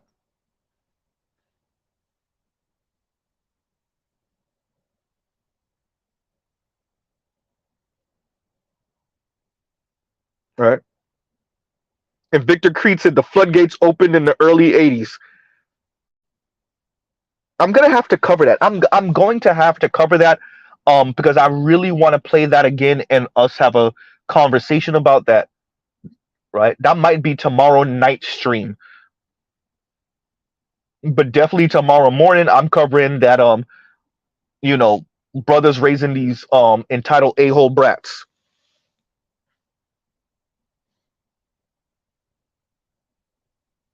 Right? And y'all like, share, subscribe, hit the super chat. Because this, you know, we're this black women empowerment is bigger than they're speaking about it shallowly. And I'm not saying the women just from the breakdown. I'm saying that when you listen to Chrissy speak, Chrissy's not dumb. She's selling something super shallow. Just date out. Yeah, that's not.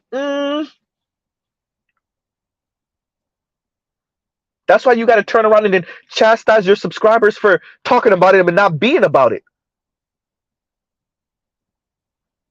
Because this is bigger than black men are horrible and sexist and colorist and futurist monsters and they're losers and dusty and yeah. You're not grappling with what's going on in the environment. You're talking shallow. That's why in the Mahogany Pink video with the false promise of black love, what part 2, where she pretty much says, you know, the essentially, you know, short, but she was like, the world is changing and these other women are going to take men that are lesser than them, but we're going to do better than that, black women. It's like, so you're admitting the environment is like shredding men, and your answer to black women is to stay single until you meet the baller dude. Like, y'all not even really grappling. And notice I really specifically speak about women I deem as knowing better, way more intelligent, sometimes even more educated, but they're selling their subscribers this weirdo stuff. And you know it's mainly young girls under the age of 40, under the age of 35. Right? And if that's what black women empowerment is, then you could Thanos snap black men off of the planet tomorrow, and these black women would have even a bigger issue than they do now. Because your devil would be gone. Now what? Will AR. And we got to use that Will AR. Hope and cope. Hey, hope and cope. That's the new dope. And don't that sound like a corny ass 80s commercial? Early 90s. Hope and cope.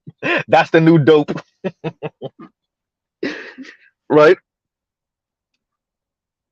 Cue in the corny ass, like, weird hip hop instrumental in the background.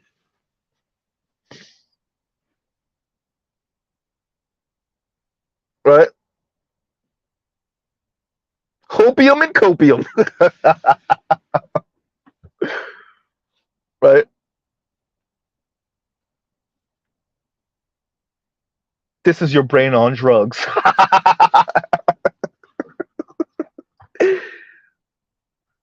But it's definitely things that we you know, I think, you know, and if the ladies listen from the breakdown, I know they're live. I don't even remember if it was this long, but you know, this is something for brothers to really think about, right? And I don't, by the way, I don't limit this to just black women. I think as millennials, as young Xers, as Gen Z, particularly in the West, this is something that we're going to have to grapple with. The watching and being told that upward mobility is like infinite, progress is infinite. And what happens when you run into the wall of like, maybe your generation won't be the one that does better than the previous, than your parents' generation? Your generation or your age group, your age cohort of about 15, maybe 20 years. And I know that's larger than a generation, really, but still, work with me here. Your particular kind of era that's going to be that the era that may not necessarily do better than the previous generation, right? Minusing the fact that I have some of y'all are definitely going to get inheritance, and that's going to be what puts you up above your age cohort. But for those of you that don't get it, yeah, not going to do better. And then how are black women in particular grappling? And obviously, this is a thought experiment, and for the people that want to engage in this. If you don't care, then you don't care, and that's okay. Chemistry says, what is BWE? Black women empowerment. Black women empowerment. Right?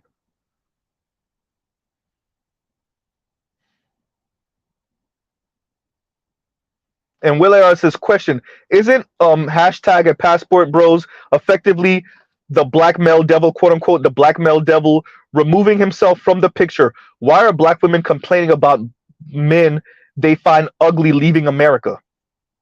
Because you're supposed to stay and fight. When you leave, it's confirmation to them that they never mattered to you in the first place. I would like to direct you to Mr. and Mrs. Smith, right? With Angelina Jolie and Brad Pitt. Remember when they both got to the house and they started shooting at each other and trying to fight each other and whatever? Remember who put the gun down first? Remember how the other one, I'm not even going to say it. Let me see if somebody in the comments remember. Who put the gun down first? And how did the other one respond when the first one put the gun down? Who remembers? Right? I love the game. Right? Thank you. Brad Pitt put the gun down first. And how did Angelina respond in that instant when he put his gun down?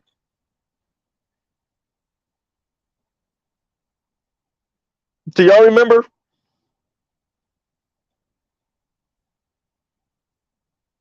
Right? So what I'm saying is that's what we're dealing with. It's you're supposed to stay here and fight.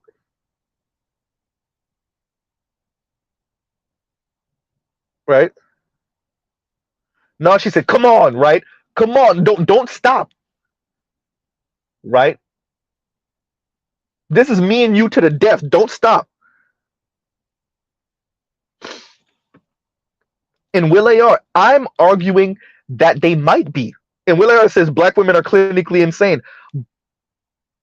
But I don't think black women are the only ones clinically insane. I think you have to be somewhat insane to live in this society and watch its contradictions. I'm saying that we are watching black women break in front of us because they're running into the wall of the contradictions and they're inappropriately responding to it. I'm saying black men are responding better because we get hit upside the head harsher in many ways. I'm saying black women bought in to the white supremacist propaganda of upward mobility. And when they run into the buzzsaw of that might not be the thing that they thought it was, then they default to, well, black men are supposed to save me. You didn't do anything to cultivate those boys. That's when we get into all the sexist insults and all of the insanity about black boys and men. What did Cynthia G tell y'all? If black men are not going to do right by us, if you're not going to marry us when you have money, when you have status, then why should we bring you into this world? She told you what it is, right? And by the way, all of this conversation is still under the banner of black women empowerment,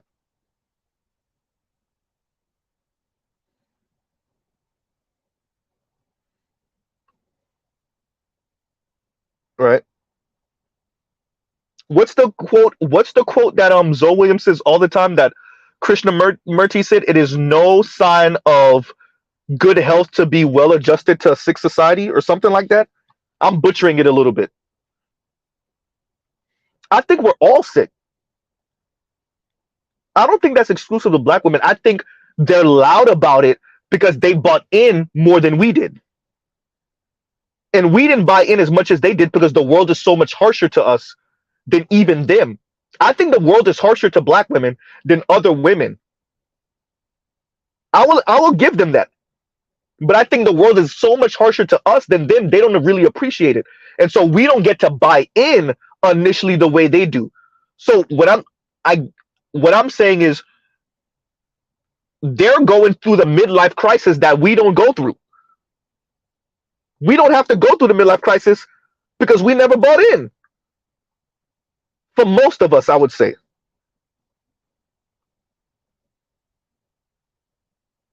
Right? You don't see us breaking as much because we didn't buy in. Definitely not to the level they did. We don't have people blowing smoke up our rear end as much as black women think. They run into the wall of the propaganda being a lie, and then they break. They have their degree, but yet they're how many tens of thousands of dollars, if not $100,000+ in student loan debt? They're how old, still living at home with their parents, or barely making it, living at home with living with a roommate, right? And what's not exclusive to black women is, you thought you were going to be at a certain place at a certain age, and you're not. Now what? And Will AR says, you're probably right. Maybe I am insane for still living in America. You have to be crazy to put up with, I know you, the illogical insanity that this country throws at you daily, bro. And that's what I'm saying. I think that's breaking people. But the way black women are responding is by looking for their own deities, and that's these particular content creators online. These are their clergy women, right? Well, I'm saying that wrong. I'm sorry. Their clergy women are these particular content creators online, and the god and the deity is them, is women. It's the women as a whole is the god of self. And so you see yourself in this overarching black woman god. And I think Princella is doing a pretty good job at presenting this black women god to black women. I think Yanni is doing a great job too. I think Chrissy is doing a great job. This god of self, right? They're doing a great job at presenting this like self-interested, selfish, self-centered god of self.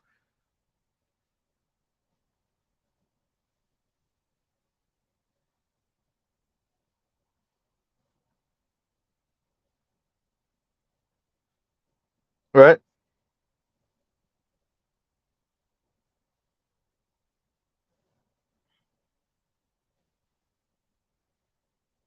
Thank you, Toya. That's my point. She was egging him on. She basically started foaming at the mouth, and we're speaking about Mr. and Mrs. Smith, right? When he put the gun down, she started, "Come on," right? And yes, she was practically foaming at the mouth.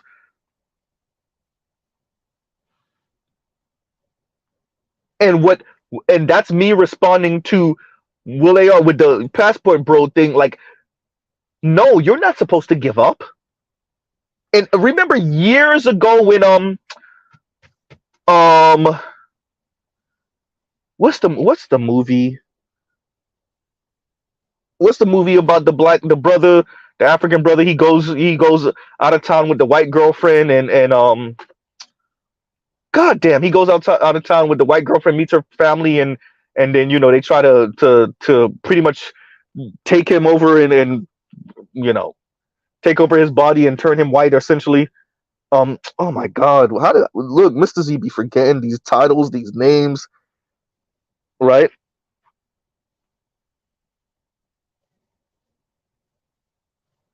Get Out. Thank you, y'all, Mr. Z. So yeah, so I was making a point. What was the point I was trying to make? God damn, look at that, you're already gone. Um, but I look at this as like, damn, I lost the train of thought. There you go. Oh well, and it's gone. And it's gone just that fast. It was gonna be a good point too. I knew it. You know, you're about to make a good point, and then it's gone. It's gone. It's out of there. It's out of there. Right. But you know, I get it. I understand what the I get it. I just think they're responding inappropriately. And if that means that we have to remove ourselves from the situation and let them tear themselves apart and let them deal with the consequences of these um false prophets, and that's Princella, that's Yanni, that's Chrissy, that's Paris, that's all of them. If these false prophets,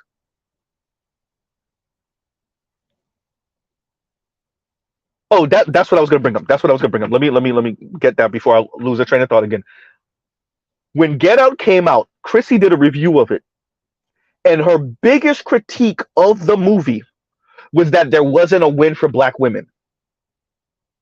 What about his mother?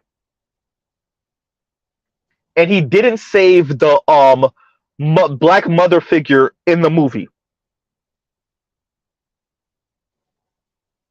right?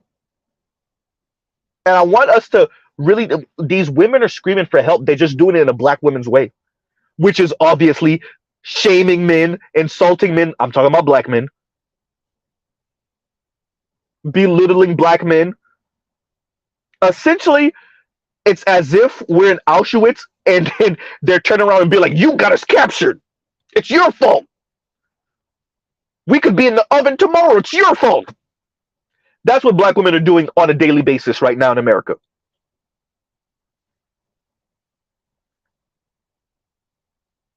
Right?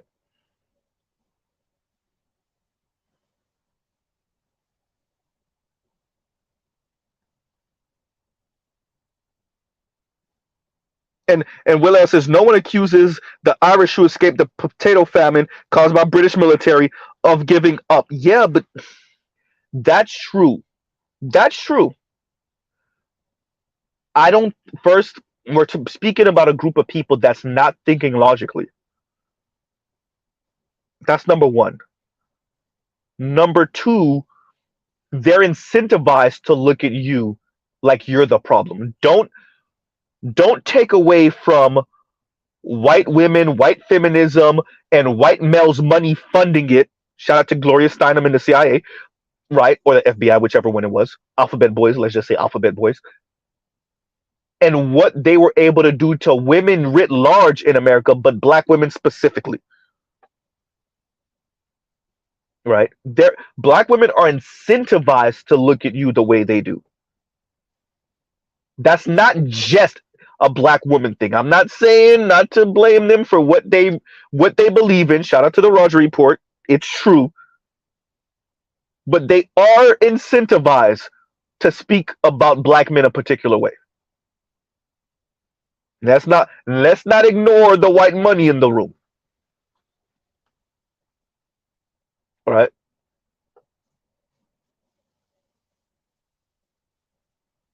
So it is propaganda, most definitely. But it's propaganda that's encouraged from the outside.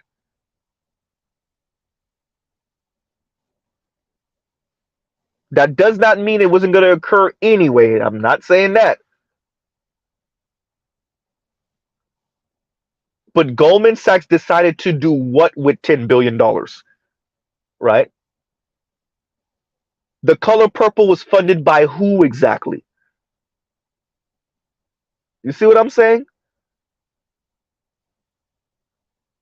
Having a black woman with the, you know, fist of power standing next to Gloria Steinem was very strategic, right?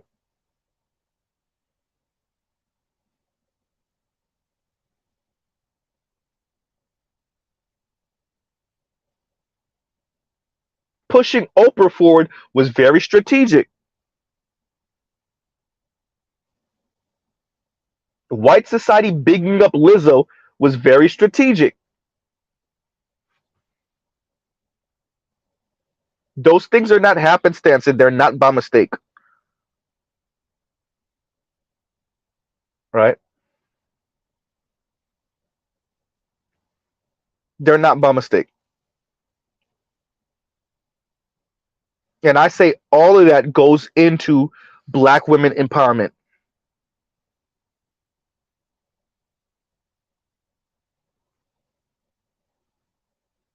right? So, you know, about to come to a close. I don't want to talk y'all head off tonight too much, right? But I think black women empowerment is black women seeking their next god. I think black women empowerment is just them rambling about who they deem as the devil in this story, black men, and how you didn't do for them. I don't know how the devil's supposed to do for you, but okay, vice versa. Shout out, right?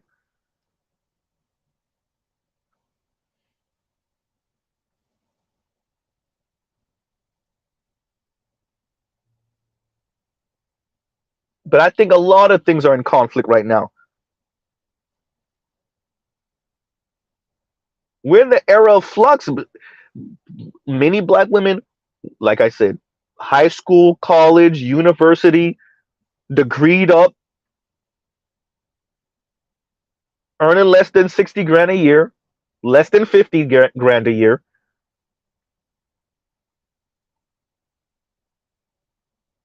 No man, no prospects, unhappy. And let's be very clear, white society encourages them to look at black men and be like, you know it's really that Negro fault, right? If he did right by you, then you wouldn't have these problems. While at the same time, you ain't supposed to listen to that Negro, by the way. What are you, a mammy? A pick me?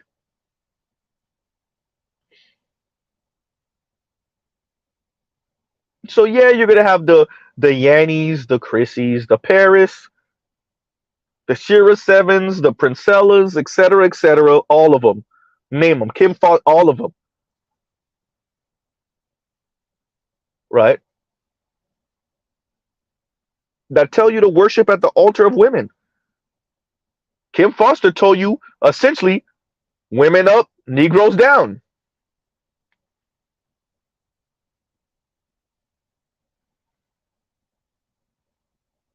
FD Signifier came here and told you, shh, stop blaspheming against black women, right? When he said, yes, I am attempting to tone police you, translation, stop blaspheming against the God of black women, the God black woman. You blaspheming. Talk to them nice,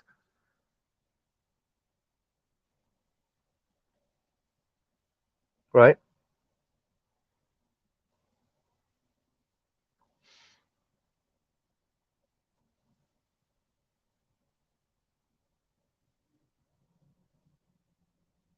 So yeah, this is look, I yeah, we might have to continue this conversation.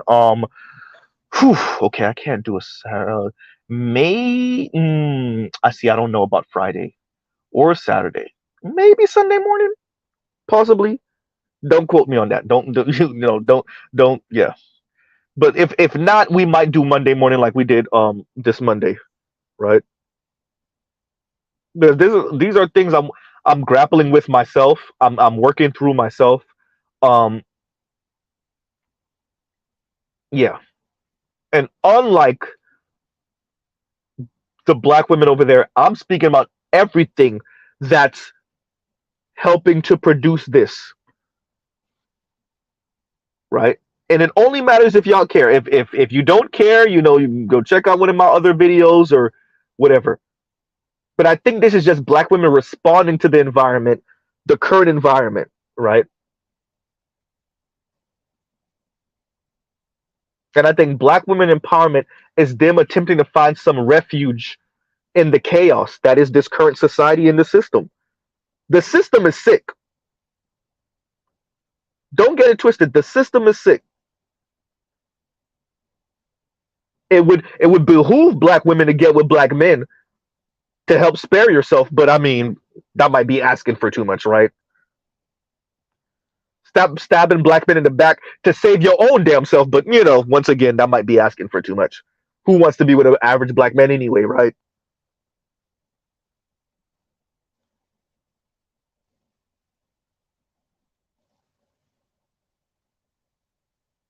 So on that note, Andre, thank you for the super sticker. Thank you very much, brother. Right? Well, they are. Well, they are the insist. F them. F them. Right? He said F them anyway. Yeah, you're right, Z. The American system, the America system is sick. But F them anyway. That's why SBM for life. Brother, all I'm doing is following down the footsteps, the long footsteps of my elders, like Dr. T, like Dr. Ronald Neal, like Dr. Green Gorilla, right? Like Army Osei Frimpong, right? Dr. Tommy Curry, BGS. I'm just following down the line of my elders and speaking about these things, not just hyper focus on the way that black women are responding to the environment, which y'all already know. Y'all subscribe to me anyway. Y'all see my channel. I go in my own soft, cuddly way, right? But they are responding to the environment inappropriately and screwing over everybody in the black community, the children, the men, and them themselves, right? But understand the temper tantrum, the myth of white womanhood, all of that, the talks of colorism, all of that talk, right? The white male worship, right? The railing against patriarchy while secretly wanting patriarchy, while secretly wanting white men, but kind of still wanting black men, right? All of that is a response to the chaos that is this system, right? I will not absolve them of how they're responding to this and how it's screwing over everyone in the black community. Particularly because I'm a black man in the black manosphere, the black boys and black men. But let's be very clear, this system is shredding a whole lot. And we're watching the inconsistencies and how people deal with it, individual people and then groups of people, right? And I don't think these content creators do their subscribers any service by not speaking about these things in a larger context. Excuse me. Because once you start speaking about these things in a larger context, it's very difficult to just keep on talking about black men like they're the boogeyman. I told y'all when I spoke to Paris after the tragedy of Asia Maynard, and I was like, yeah, but Paris, this is like a man thing. What's going on? 60-40 split in college. And I said that to her. She said, well, I'm not talking about all men. I'm talking about black men. In other words, I don't want to speak about this in the larger context of what's going on in the West, in America in general, that feminism worked. I don't want to speak. I want to speak about how horrible you black men are. Translation, to hell with my subscribers. I'm only here to make money off of them. That's what she's saying. I'm gonna give them what they want. They want this rage porn. Here you are, a black man up here. I'm gonna be snarky and rude to you and condescending. I'm gonna give them what they want, but I'm not actually gonna tell them, by the way, y'all know this environment is like messed up and stuff. And of course, Paris is not gonna say that because at the time she was engaged to the Nigerian cat. So she's never gonna tell her subscribers, by the way, me and my situation is a one-off. For those of you, even if you end up with the white dude, y'all gonna live an extra regular average life, right? 2/3 of households in America earn less than $100,000 a year. The median household income in America is 67, 70 grand a year.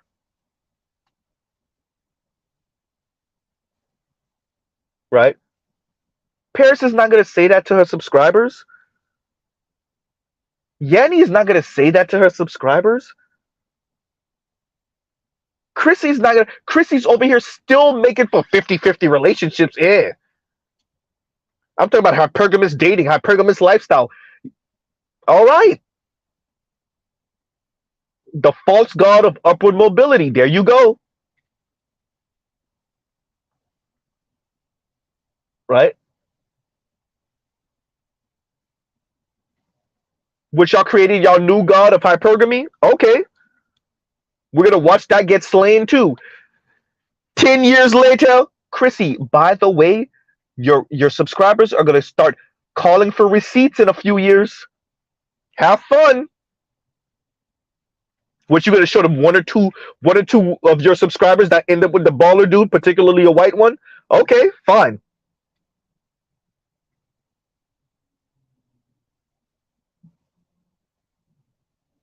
So if that's what black women empowerment look like, well, that's another god that we're gonna watch get slain in our lifetime, and it ain't gonna take too long. Right? And Detroit says, and thank you for the super chat, Umar Johnson can play Chef from South Park, plays chocolate salty balls. Does Dr. Umar Johnson look like Chef from South Park? He's not short enough or pudgy enough. He is heavy, but he ain't short enough. Right?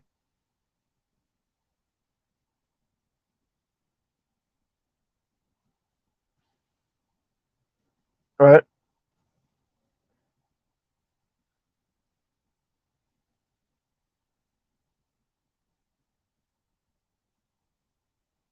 Oh, definitely. Send it to my email. My email's in my description box. It always is. And I'm with says, Mr. Z, can I send you a couple of videos about these women talking about black male worship? Oh boy. Yeah, definitely. Yes, you can. Right?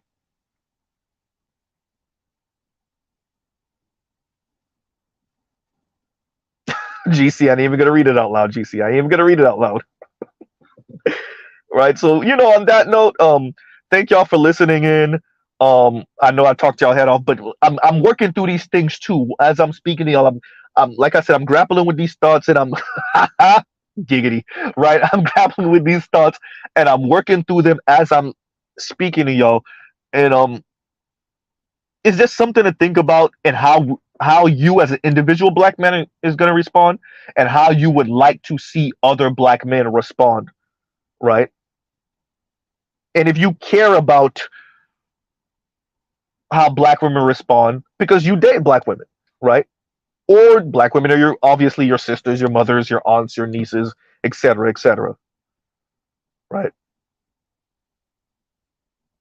So it's just some things for us to think about. So we'll pause right here. Love, peace, and chicken grease. Y'all have a great rest of y'all night. Right? Thank you for listening in. And we working through it. And shout out to the ladies from the breakdown, Sister George and Concrete Rose. Y'all send this to them. Obviously they don't have to listen to the whole thing. I mean, I did speak for a while. But just kind of grapple with some of the things that I'm working through. Detroit. I ain't gonna read it out loud. I'm not. That's funny. That's funny. right? So so y'all go check out other Black Manosphere content, other non-Manosphere content for the love of God. Like I said, y'all check out shout out to the brother Rogish son. Y'all check out the link in my not my description, in my y'all check out my community tab. I think it's the most recent video, if not the second most recent video, where it shows the death of the why we continue to kill gods in JRPG games or something like that. So yeah, y'all check that out. It's about an hour long, maybe a little bit longer than an hour long, and it's really good. Like I told you, he walks you all the way from ancient Chinese religion all the way to modern day Japan. And he kind of speaks about America also. So yeah, y'all check that out. Like I said, check out Black Manosphere content, check out other non-Manosphere content, so we don't sound like these people. Um, and shout out to the ladies once again from the breakdown, and kind of making the distinction, and saying like they're how it y'all call it feminist rage. We call it low value rage over here. But being honest and saying like women aren't sold this sugar and spice for men thing. So the girls aren't sold that, so they don't have to come to any type of realization. For them it's really delusion, and it's white propaganda that they're raging out about when they realize it ain't gonna happen the way the white racist capitalists sold you on. That's who you need to go take up your issue with, not the black working class man that didn't promise you the upward mobility life. You're looking at the wrong dudes, but y'all want to be with the white dudes, so maybe that's why y'all don't fit with them. Anyway, on that note, we'll pause right here, and y'all have a great rest of y'all night. Mr. Z out. All right, everybody.